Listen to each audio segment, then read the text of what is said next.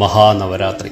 സ്കൂളിൽ പഠിക്കുന്ന കാലത്ത് ഏറ്റവും ഇഷ്ടമുള്ള ഉത്സവമായിരുന്നു നവരാത്രി. പ്രധാന കാരണം മുഴുവൻ സമയമിരുന്ന് പഠിക്കുന്നവർ പോലും കളിക്കാൻ വരുന്ന ദിവസമാണെന്ന്. ഗ്രന്ഥം വെച്ച് കഴിഞ്ഞാൽ പിന്നെ ഒരു പുസ്തകവും കൈകൊണ്ട് തൊടാൻ പാടില്ല. എന്തു മനോഹരമായ ആചാരങ്ങൾ! നമ്മൾ ഉപയോഗിക്കുന്ന പുസ്തകം, വാദ്യോപകരണങ്ങൾ, പണിയായുധങ്ങൾ ഇവയെല്ലാം പൂജിക്കുന്ന ദിവസം. ഇവയിലൊക്കെ ദൈവത്തിനെ കാണുന്ന സംസ്കാരം. എന്നെങ്കിലും ആലോചിച്ചിട്ടുണ്ടോ ഈ ആഘോഷത്തിന്റെ മഹത്വത്തെപ്പറ്റി? ലോകത്തൊരിടത്തും കാണാത്തത്ര മാഹാത്മ്യമുള്ളതാണ് മഹാനവരാത്രി.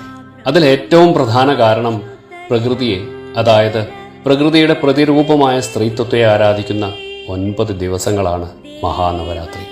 ഒരു സ്ത്രീയുടെ ജീവിതത്തിലെ 9 അവസ്ഥകളെയാണ് 9 ദിവസങ്ങളായി ആരാധിക്കുന്നത്.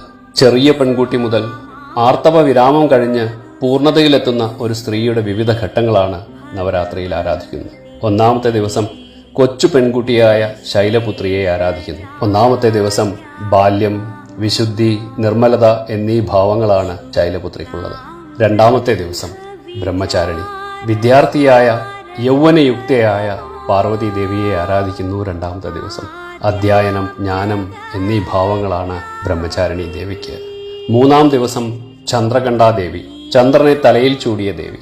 പരമേശ്വരനെ കല്യാണം കഴിച്ചുള്ള സൗന്ദര്യഭാവം ശിവനുമായി ചേർന്നത് കാണിക്കാനാണ് ചന്ദ്രനെ തലയിൽ ചൂടിയ സങ്കല്പത്തിൽ കാണുന്നത്. അതുകൊണ്ട് തന്നെ ശിവ എന്നും പരമേശ്വരി എന്നും മഹാരാജ്ഞി എന്നുമൊക്കെ ചന്ദ്രകണ്ഠാദേവിയെ വിശേഷിപ്പിക്കുന്നു. അർദ്ധനാരീശ്വരന്റെ സങ്കല്പം തന്നെ. മൂന്നാമത്തെ ദിവസം സൗന്ദര്യം എന്ന ഭാവത്തിൽ പ്രകൃതിയുടെ ഭംഗിയെ, പ്രകൃതിയെ തിരിച്ചറിയാനുള്ള കഴിവ് നമുക്ക് ലഭിക്കുന്നു. നാലാമത്തെ ദിവസം കൂഷ്മാണ്ഡ ദേവിയാണ്. കൂഷ്മ അണ്ഡ, പ്രകൃതിയെ ഗർഭം ധരിച്ചവൾ. സ്ത്രീയാണ് പ്രകൃതി എന്ന മഹത്തായ സന്ദേശം നമ്മെ കാണിക്കുന്ന ദേവീ സങ്കല്പം ഗർഭിണിയായ പാർവതി ദേവി. ഒരു സ്ത്രീയിൽ മാതൃഭാവം ഏറ്റവും പ്രകടമാകുന്ന സ്ഥിതി. ശാരീരികമായ വേദനകളും ബുദ്ധിമുട്ടുകളും അനുഭവപ്പെടുന്ന അവയെയൊക്കെ സ്വയം തരണം ചെയ്യാൻ കഴിവുള്ള സമയം. അഞ്ചാമത്തെ ദിവസം സ്കന്ദമാത, ഭഗവാൻ കാർത്തികേയനെ മടിയിലിരുത്തിയിട്ടുള്ള പാർവതി ദേവിയുടെ സങ്കല്പം. അഞ്ചാമത്തെ ദിവസത്തെ ലളിതാ പഞ്ചമി എന്നാണ് പറയുക. ഏറ്റവും ആനന്ദം തരുന്ന ദിവസമാണത്രേ ലളിതാ പഞ്ചമി ദിവസം. മാതൃത്വമാണ് 5-ാം ദിവസത്തെ ഭാവം. സ്ത്രീത്വം എന്നതിന്റെ പൂർണ്ണതയാണ് മാതൃത്വം. ലോകത്തിലുള്ള എന്തിനേയും സ്നേഹം കൊണ്ട് തരണം ചെയ്യാൻ കഴിവുള്ള അമ്മ, അതാണ് സ്കന്ദമാത. 6-ാമത്തെ ദിവസത്തിൽ കാത്യായനി ദേവിയാണ് സങ്കല്പം. കർമ്മപൂർത്തീകരണത്തിന് ശേഷമുള്ള മധ്യവയസ്കയായ സ്ത്രീയുടെ രൂപമാണ് കാത്യായനി ദേവിക്ക്. ഗാംഭീര്യവും ധൈര്യവും ശക്തിയുമുള്ള ദേവി. 7-ാം ദിവസം കാളരാത്രി ദേവിയാണ് സങ്കല്പം. ആർത്തവ വിരാമം പ്രാപിച്ചിട്ടുള്ള ഒരു സ്ത്രീയുടെ ഏറ്റവും ബുദ്ധിമുട്ടുള്ള കാലഘട്ടമായി ഇതിനെ കണക്കാക്കുന്നു. ദേവിയുടെ പേര് പോലെ തന്നെ ദുരിതമുള്ള രാത്രി, ഏറ്റവും രൗദ്രമുള്ള ദേവീ സങ്കല്പം. എല്ലാത്തിനെയും ദഹിപ്പിക്കാൻ തക്ക ഭാവത്തിലുള്ള പാർവതി ദേവിയെ ഇവിടെ സങ്കല്പിക്കുന്നു. 8-ാം ദിവസം അഷ്ടമിയിൽ മഹാഗൗരിയാണ് സങ്കല്പം. ആർത്തവ വിരാമത്തിലെ ബുദ്ധിമുട്ടുകളൊക്കെ മാറിയിട്ടുള്ള അമ്മൂമ്മ അല്ലെങ്കിൽ മുത്തശ്ശിയുടെ ഭാവമാണ് ദേവിക്ക് അഷ്ടമിയിൽ. അവളുടെ കുടുംബം എന്ന സങ്കല്പത്തിൽ നിന്നും ഉയർന്ന് എല്ലാവരുടെയും അമ്മയാകുന്ന ഭാവം, എല്ലാവരും അമ്മയെന്ന് വിളിക്കുന്ന പൂർണ്ണത. മഹാഗൗരി എന്നാൽ തിളങ്ങുന്നത് എന്നർത്ഥം. പ്രകൃതിയുടെ ഭാവത്തിലുള്ള, ലോകം മുഴുവൻ സ്നേഹം പകരുന്നതിലുള്ള തിളക്കം. മഹാനവരാത്രിയുടെ അവസാനത്തെ ദിവസം 9-ാമത്തെ ദിവസം സിദ്ധിദാത്രി ദേവിയാണ്. ആത്മീയതയുടെ പൂർണ്ണമായ ഭാവം, ആത്മസാക്ഷാത്കാരം നേടിയിട്ടുള്ള ഭാവം, ജീവിതം എന്നതിന്റെ തിരിച്ചറിവ്, ഞാൻ ആരാണെന്ന് തിരിച്ചറിഞ്ഞുള്ള ഭാവം, അതാണ് പാർവതി ദേവിയുടെ സിദ്ധിദാത്രി ദേവി ഭാവം. ഇങ്ങനെയുള്ള ബാല്യം മുതൽ ആത്മസാക്ഷാത്കാരം വരെയുള്ള 9-ാമത്തെ ഭാവത്തിനു ശേഷമാണ് വിജയദശമി വരുന്നത്. ഞാൻ ജനിച്ചതിന്റെ സാക്ഷാത്കാരം അനുഭവിക്കുന്ന ജീവിത വിജയത്തിന്റെ ദിവസം. തനിക്കും പ്രകൃതിക്കും വലിയൊരു അനുഗ്രഹം ലഭിച്ചതിന്റെ സന്തോഷമുള്ള ദിവസം. ജീവിതത്തിന്റെ ഗതിയിലുള്ള 9 ഭാവത്തെ നമ്മൾ ദേവീ രൂപത്തിൽ ആരാധിക്കുന്നു. ലോകത്തൊരിടത്തും കാണാത്തത്ര പാവനമായ സങ്കല്പമാണത്. സ്ത്രീയെ, മാതൃത്വത്തെ ബഹുമാനിക്കുന്ന ഒരു വലിയ സംസ്കാരമാണ് മഹാനവരാത്രി. സ്ത്രീയിലൂടെ, ഭഗവതി രൂപത്തിലൂടെ നമ്മൾ ആരാധിക്കുന്നത് പ്രകൃതിയെ തന്നെയാണ് എന്ന് നമ്മൾ തിരിച്ചറിയുക കൂടി വേണം. ശിവനും ശക്തിയും ഓരോ വ്യക്തിയിലുമുണ്ട് എന്നതാണ് സങ്കല്പം. ദേവിയെ ആരാധിക്കുന്നതിലൂടെ ഓരോ വ്യക്തിയും അയാളുടെ ജീവിതത്തിന്റെ ഉയർച്ച കൂടി മഹാനവരാത്രിയിലൂടെ നമുക്ക് മനസ്സിലാക്കി തരുന്നു. സാധാരണയായി 4 നവരാത്രി ഉണ്ടത്രേ ഒരു വർഷത്തിൽ. ഒരു സാധാരണ വ്യക്തിയെ സംബന്ധിച്ച് 2 നവരാത്രിയെ ആരാധിക്കാറുള്ളൂ എന്ന് മാത്രം. വസന്ത നവരാത്രിയും ശരത് നവരാത്രിയും. അതിൽ തന്നെ ഭാരതം മുഴുവൻ ആചരിക്കുന്നത് ശരത് നവരാത്രിയാണ്. വസന്ത നവരാത്രി പൊതുവെ ശ്രീരാമനവമിയുമായി ബന്ധപ്പെട്ടാണ് ആചരിക്കപ്പെടുന്നത്. എന്നാൽ ശ്രീചക്ര ഉപാസകന്മാരെ സംബന്ധിച്ചിടത്തോളം 4 നവരാത്രിയും പ്രാധാന്യമുള്ളതാണ്.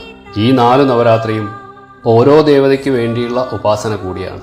വസന്ത നവരാത്രി ലളിതാംബിക ഉപാസനയ്ക്കും, മഴക്കാലത്തുള്ള നവരാത്രി വരാഹി ദേവിക്കും, ശരത് നവരാത്രിയിൽ ദുർഗാ പരമേശ്വരിയും, മാഘമാസത്തിലേത് രാജമാതംഗിയുമാണ് ഉപാസനാമൂർത്തികൾ. നമ്മൾ അധികം അറിയാത്ത ആ 2 നവരാത്രികളെ പൊതുവെ ഗൂഢനവരാത്രികൾ എന്നാണ് ഉപാസകർ വിളിക്കുക. ഇനി നമ്മൾ സാധാരണക്കാർ എങ്ങനെ നവരാത്രി ആചരിക്കണമെന്ന് ലളിതമായി പറയാം. കായികം, വാചികം, മാനസികം എന്നിങ്ങനെ 3 രീതിയിൽ ആചരിക്കണം എന്നാണ് പണ്ഡിതർ പറയുക. 9 ദിവസത്തെ 3 ദിവസം വീതമാക്കി സരസ്വതി, ലക്ഷ്മി, ദുർഗ എന്നീ ഭാവത്തിലാണ് പൊതുവെ ആചരിക്കപ്പെടുന്നത്.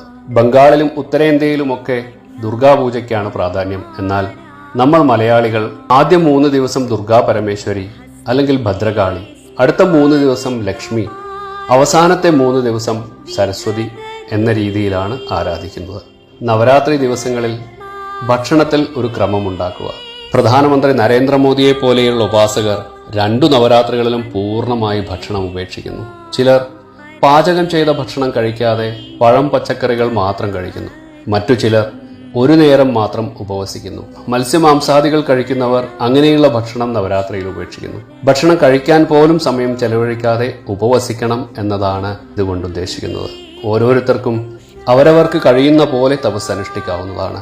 ഒന്നും നമ്മുടെ ഉപാസനയ്ക്ക് തടസ്സമാകരുത് എന്നർത്ഥം. ഉപവസതി എന്നാൽ അടുത്തിരിക്കുക എന്നാണ് അർത്ഥം. ആരുടെ അടുത്ത്? ഉപാസനാമൂർത്തിയുടെ അടുത്തിരിക്കുക എന്നതാണ് ഉപവാസം കൊണ്ട് അർത്ഥമാക്കുന്നത്. പൂജകൾ, ഹോമം തുടങ്ങിയവയൊക്കെ ഈ സമയത്ത് തപസ്സിന്റെ ഭാഗമായി അനുഷ്ഠിക്കാം. നവരാത്രിയിൽ ഏറ്റവും പ്രാധാന്യമുള്ളത് ദേവീ മഹാത്മ്യ പാരായണമാണ്. പല കഥകളും മറ്റും കാണാമെങ്കിലും ദേവീ മഹാത്മ്യം ആത്മസാക്ഷാത്കാരത്തിനുള്ള മാർഗം കാണിച്ചു തരുന്നു. അജ്ഞാനനാശത്തിലൂടെ ജ്ഞാനരൂപിയായി സരസ്വതിയായി മാറാനുള്ള ഉപായമാണ് ദേവീ മഹാത്മ്യം. കൂടാതെ ദീക്ഷാമന്ത്രങ്ങൾ പോലെയുള്ള മന്ത്രങ്ങളും ജപങ്ങളും ലളിതാ സഹസ്രനാമ പാരായണവും ഒക്കെ ചെയ്യാം.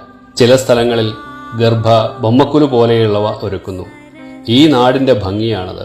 പല രൂപത്തിലും സമ്പ്രദായത്തിലും ഓരോ നാട്ടിലും വ്യത്യസ്ത രീതിയിൽ ആരാധിക്കുന്നു. എന്നാൽ ആരാധിക്കുന്നത് ഒരാളെ മാത്രം, പാർവതി ദേവിയെ, ജഗദംബികയെ. കായികവും വാചികവുമായ സാധനയിലൂടെ അമ്മയിലേക്ക് ലയിക്കുന്നതാണ് മാനസികമായ തപസ്.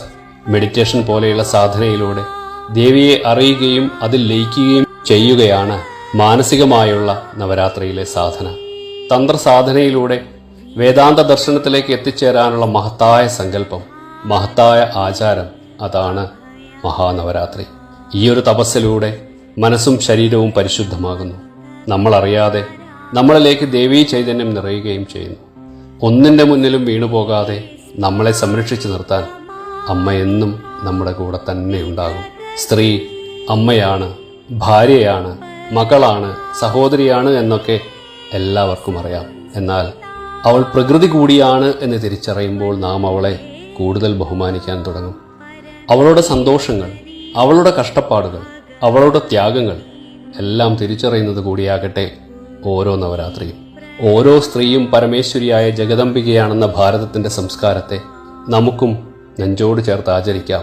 അടുത്ത തലമുറയിലേക്ക് പകർന്നു നൽകാം. ഏറ്റവും നല്ല രീതിയിൽ ഈ മഹാനവരാത്രി നമുക്ക് ഉപവസിക്കാം. അമ്മയുടെ അനുഗ്രഹം എന്നും ഉണ്ടാകും. മനുസ്മൃതിയിൽ പറയുന്നു, എത്ര നാര്യസ്തു പൂജ്യന്തെ രമന്തേ തത്ര ദേവത. എവിടെ സ്ത്രീയെ ബഹുമാനിക്കുന്നുവോ അവിടെ ഐശ്വര്യമുണ്ടാകും. എങ്കിൽ മാത്രമേ ഈ പ്രകൃതിക്ക് നിലനിൽപ്പുള്ളൂ എന്ന് സാരം. അമ്മേ നാരായണ.